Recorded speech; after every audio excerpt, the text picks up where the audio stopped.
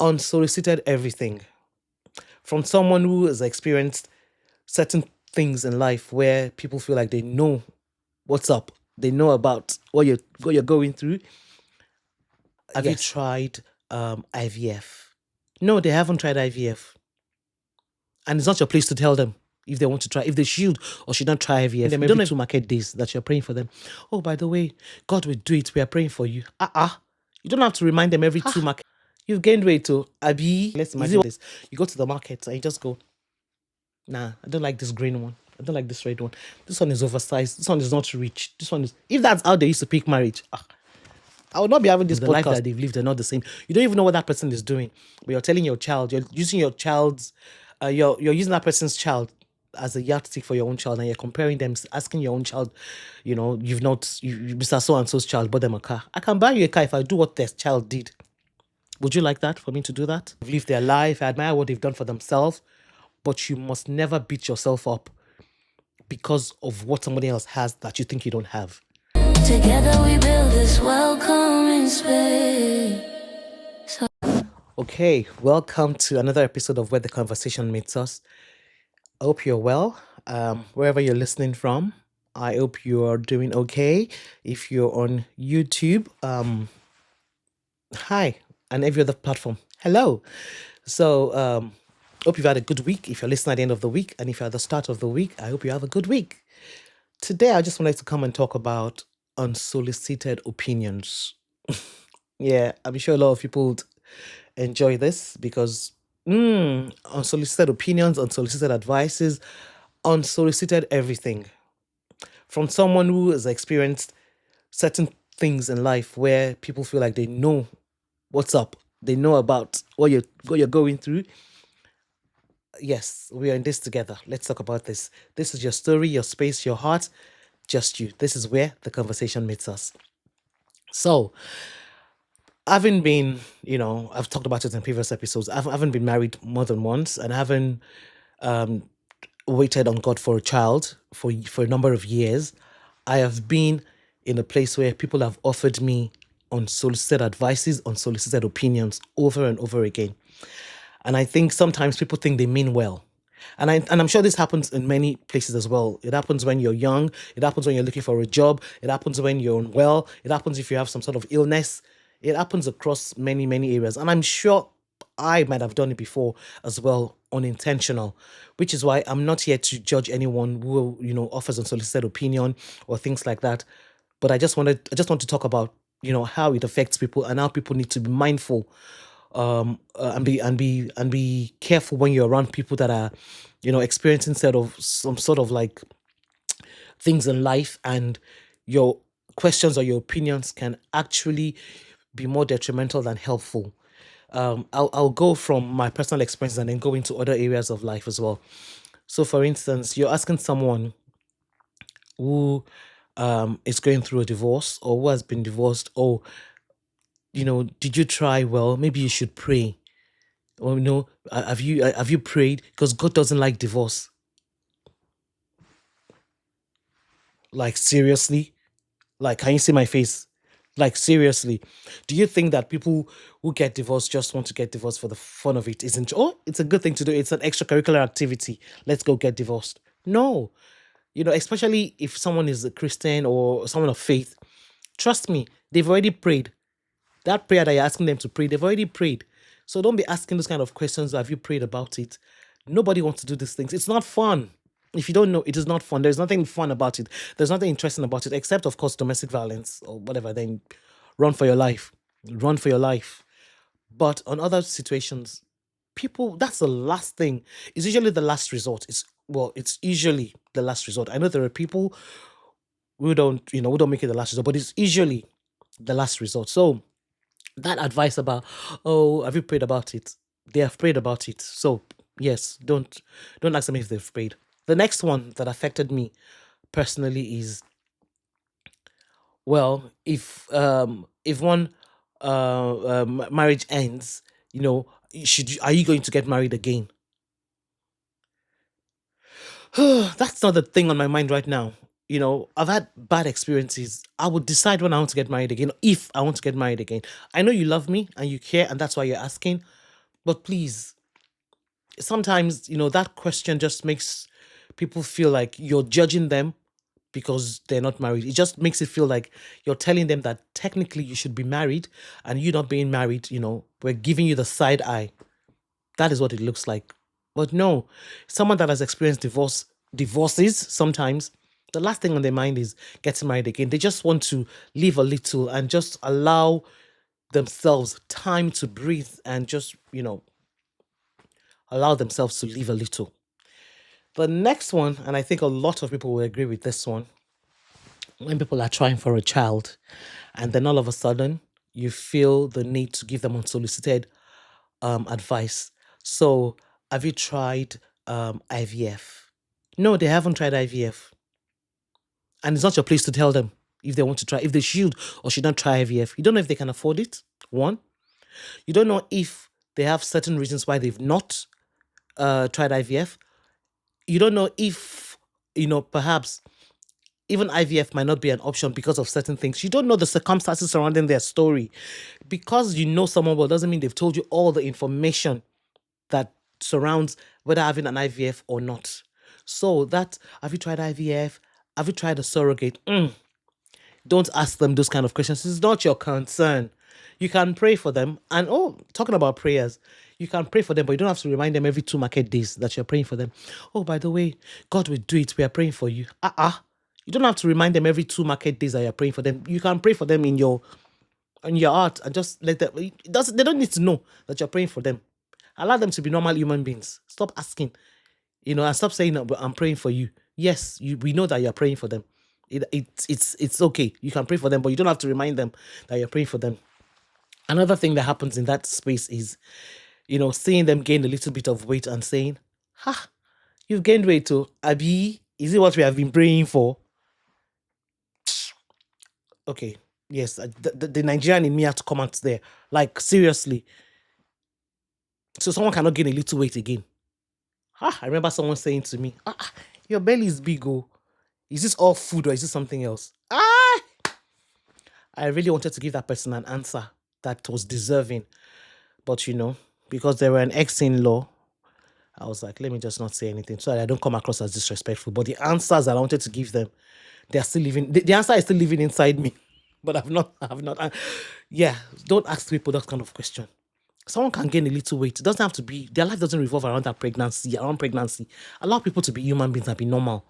And then somebody will see you again and all of a sudden, they're asking you, or they're telling you that, there is this program in church, for mothers in waiting and everything like that. I'm not saying don't tell them, but I'm just saying, let your, be mindful. Watch. Like they say in Yoruba, wojule. Like, just watch and see if it's a good enough time, or just maybe find a different way to say it. Don't just be up all in their face. And every time you see them, you not be saying, oh, how is it going? How is it going? Let me share a story with you guys.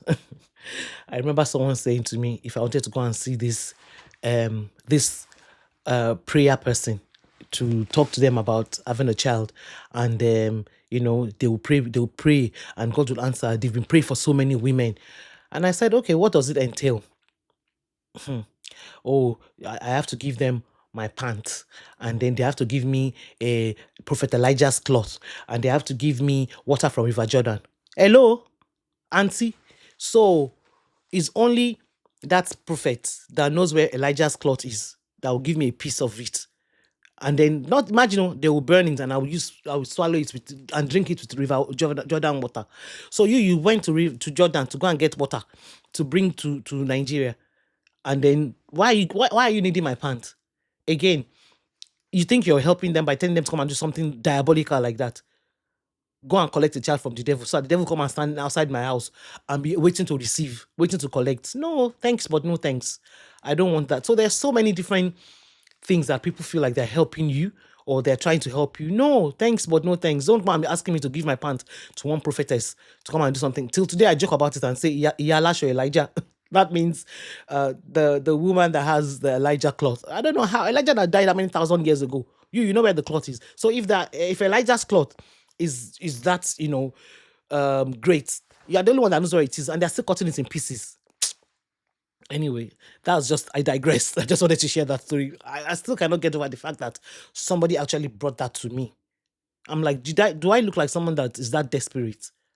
What I don't have, what God doesn't give me, rather, me, I never need. It's okay. I'm happy the way I am. Anyway, that's by that. Another thing is asking someone, oh, when are you going to get married? If they ask you now, when are you going to die? You will say they're being nasty. Come on. Like, this episode today is, a little bit of gist and a little bit of let's tell people the truth. How can you be asking someone when they're going to get married? So is it that they're sharing marriage in the market? Or there's a place where you can just go and stand and collect one? You won't open your eyes and find a good man. Be mindful. Don't be asking people when are they going to get married. Your mates are married.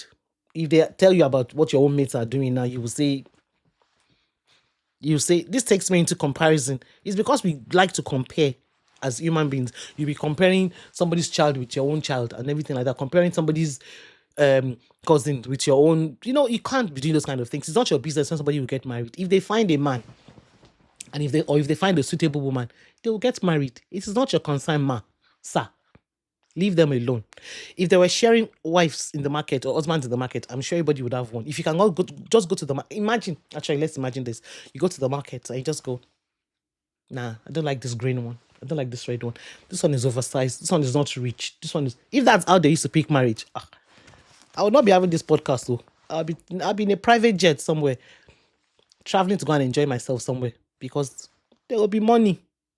Anyway, that is that. Don't be asking people they're going to get married. It's not your concern. Someone is looking for a job and you're asking them, well, maybe you should try this. Look, this one is a very sensitive topic because sometimes it is not, people don't mean it in the way that it comes across. But I think it's just being mindful how we say things to people. If someone is looking for a job, I'm sure they are trying as much as they can. But, if you wanted to ask them to try something, it's nice to say, oh, I saw something somewhere. I just thought I'd share it with you. Instead of saying, if I were you, I'll try this. Oh, talking about if I were you, I remember somebody saying to me that if they were me, they'll just not sit around. They will try IVF. And I just looked at them like this and I say, yeah, you are not me, oh. You are not me. You can never be me. It's okay. So yeah, that word, if I were you are not that person. So you don't know what they're going through. You are not them. So just leave that if I were you topic and leave it alone. You are not them. So everybody we all have how we do things and how we want to do things. So stop asking people, oh, when are they going to, have you tried this? Have you tried? No, you can ask. Okay, I take it back. I lost my train of thoughts there. Menopause. Anyway, so instead of saying, oh, have you tried this? Have you tried that? You might just say, oh, I saw something so and so somewhere. I thought it might be good for you. I'll send it your way. If they do it, is their cup of tea. If they don't, it's their cup of tea. And then don't go and be sharing testimony with them about somebody that got a job, and there's a way you can tell them a testimony that they can tap into and be like, oh, I pray to God that I'll have it too. But there are certain ways that you share testimony that makes it sound like you're telling them that's your mate too. Sure, you will not go and do the same thing or find the same thing. And also, because somebody is thriving in a particular job doesn't necessarily mean that everybody needs to be in that job. Nobody can. If it's time to go and do tech job now, I'm not a tech person. I can try, like recording my podcast, setting up myself, editing it myself. I do all of my edits myself. That's about how techy I am. I can do all of those things. I'm a Gen Z auntie in that way. But there are certain things that I can't do. I can't code. I can't do any of those things. So there are certain things. But if you ask me to help you plan an event, my dear, say less. Say less. I'll close my eyes like this and do it for you. But this again, or ask me to plan a trip for you somewhere or something like that. Those kind of things come to me comfortably and easily, and I'll be able to do them. Another one is asking someone when they're going to buy a house, especially if you're living in this, in the diaspora, like they say. If it was that easy, everybody would have a house. So everybody would have a house. You think how many people can afford to put cash down to buy a house? Don't be asking somebody if they want to. You can advise them. Me, I know I have a friend that I'm always saying, think about buying a house, think about buying a house. But I'm not just going to go and be telling him, when are you going to buy a house? I would say think about it, consider it, if you need help, whatever. Offer advice in a sensible way. Don't go and be offering advice that make somebody feel like they don't know what they're doing. And I think the reason why this happens is because we are in the society where comparison is the bane of our existence. You see somebody and you compare yourself to them.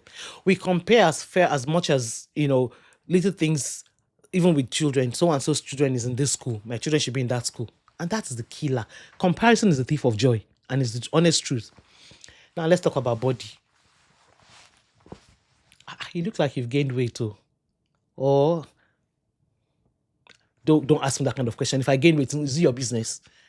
If you're going to tell me, be nice. Don't go be saying, oh, that. let me go to Nigeria for you guys and say, you have added, added what? Added height? Or added what? They're saying you've added. They're trying to tell you that you've added weight.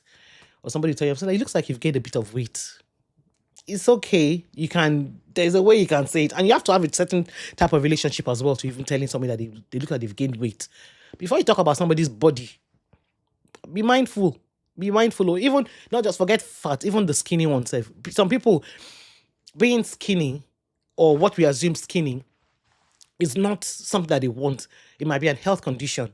It might be a situation where they're just, they're even struggling to gain the weight and they're not able to gain it. So you telling them, oh, try and lose weight, or try and, you're too skinny, you're getting too skinny. It might be, God forbid, might be some form of illness that you're just telling them, try and lose some weight, or try and gain some weight, when they are struggling with, actual weight gain, or actual some sort of illness that is making them actually not gain weight. We just have to be mindful when we open our mouths. That is it. And me, I know. People tell me that sometimes I have bad mouth, but not in that way. My own mouth is just, maybe I can tell you the truth about certain things. If you ask me, I will tell you. That is it. If you don't want me to say the truth about anything, please don't ask me. Because if you ask me, I'm more likely going to tell you how I see it. And that's why sometimes I ask people, do you want me to tell you the truth? And if you say yes, then I'll tell you. If you say no, I'll step back and I'll not, pass my boundary and tell you anything. But yeah, let's just be mindful. I'm sure there are so many examples that I can give about, unsolicited opinions, unsolicited advice, unsolicited, let's leave those things alone. I beg. Don't be asking people, please, let's just leave it alone. Don't be asking people when they're going to get married, when they're going to, have a child, when they're going to start dating. You see a girl that is like maybe 26. In your mind, 26 is old enough to bring husband. And I'm like, don't you have boyfriend? Did you not see Mr. and Mrs. Johnson's daughter? She just got married though. And the one that aggravates me, outside of the ones that I've mentioned, is the parental comparison. And the parental, what's this thing where people like, so talking about solicited advice, I want to talk about comparison now. When a parent tells the child, Mr. Benson just got them a car. Yeah, Mr. Benson is 419. And it happens a lot in our society. People just look at someone's child and use them as a yardstick for their own child, when the experiences are not the same, the stories are not the same, the life that they've lived are not the same. You don't even know what that person is doing, but you're telling your child, you're using your child's, you're using that person's child as a yardstick for your own child, and you're comparing them, asking your own child, Mr. So and so's child bought them a car. I can buy you a car if I do what their child did. Would you like that, for me to do that? So yeah, I think it's really important. And before I end this episode, I just wanted to talk again about sometimes as we get older, it is highly likely that you start to now compare yourself by yourself. I mean, like, nobody needs to compare you to anybody now. You start comparing yourself because you feel like as you're getting older, you're missing out on certain things, especially if you're getting older without kids, or getting older without a partner, or without a husband. You start judging yourself from a place of, oh, by the way, you think, okay, I need to retrace my thoughts. Oh yeah, you start judging yourself and start comparing yourself without anybody needing to compare you. You compare yourself to other people by yourself. And I think as human beings, we also need to remember that our stories are different, our journeys are different, the timelines are different. I will go fast. Well, I will move in life depending on how we've started and the journey that we have. You can't No two journeys are the same. Even twins don't have the same experience, don't have the same story, don't have the same life patterns. And I think it is important for us to remember that and not put ourselves in under unnecessary pressure from comparing ourselves to other people, because unsolicited opinions is one, but it ties it very well with comparison, because people compare you based on what they think you should have, and then it gets to a stage you start to compare yourself with other people around your age or around your life timeline, thinking this is what you should have. I generally don't compare myself with anyone, and that doesn't mean you can't take motivation, or you can't use somebody else's life as a motivation, or as a this is a good thing I'd like to have. No, I might not be using the right word, but you get what I mean. Like, you can use somebody else's life as a form of, oh, that's a good example. Yeah, as a form of a good example, but you must not let that person's life, be a judgment for your own life, or be a yardstick of comparison for your own life. You must not compare yourself fully by that person's life. You can use it as an example to say, oh, this would be nice to have. This would be nice to do. I like how this person, you can admire. That's the word. You can admire someone's life. I like to admire. I admire this person. I admire how they've lived their life. I admire what they've done for themselves. But you must never beat yourself up because of what somebody else has that you think you don't have. Stories are different. Journeys are different. Timelines are different. You are you. You are special. You are important. You are loved by God, and He called you to be who you are. You can grow in God, you can grow in life, you can grow in faith, you can grow in things, but you must not compare yourself with somebody else. Lives are different. Again, journeys are different, timelines are different. Your situation, your life, your story, it is a special and unique one. Never ever forget that. You're important.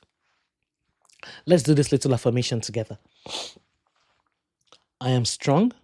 I am beautiful. I am loved. I am called to be more. I will be more. The best season of my life is yet to come. I am me. All right. Thank you for listening to this short episode. I just thought I'd come on and, just with you guys. I hope you had fun. I hope you enjoyed it. And I hope you've learned not to give unsolicited advice, not to compare yourself. And for those that like to compare, not to compare people to each other. On that note, the conversation that met us in my house today comes to an end, and I shall see you again next time. Have a very good day, and see you next time on another episode. Bye.